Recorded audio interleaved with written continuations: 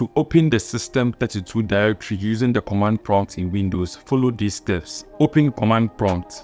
Press Windows+R to open the Run dialog box. Type CMD and press Enter. Navigate to the System32 directory. In the command prompt window, type the following command and press Enter. cd win-dir System32. This command uses the environment variable to automatically point to the Windows directory, ensuring that it will navigate to the correct System32 folder regardless of where Windows is installed.